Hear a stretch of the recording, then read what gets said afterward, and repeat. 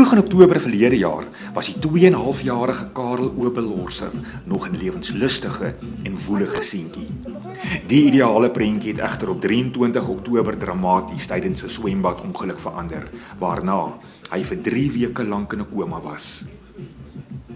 Die dokters het vermoed hy sou vir die res van sy lewe serebraal gestrem wees, maar hy het wonderbaarlik herstel en kon in Februarie 2012 self die 3 kersies op sy verjaarsdagkoek uitblaas. Karel het nou 3 kersies doodgeblaas en vir ons is dit 'n ongelooflike dag, maar vir ander mense vanselfsprekend, want 3 maande terug het ons nie gedink ons gaan hierdie dag sien.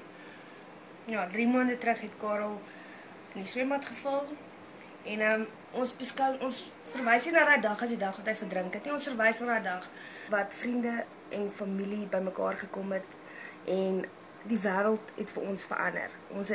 Miracles het gebeur en ons kan slegs vandag terugkyk en sê dat hy is 'n wonderwerk van God. 3. Veels geluk, liewe Karel, omdat jy verjaar.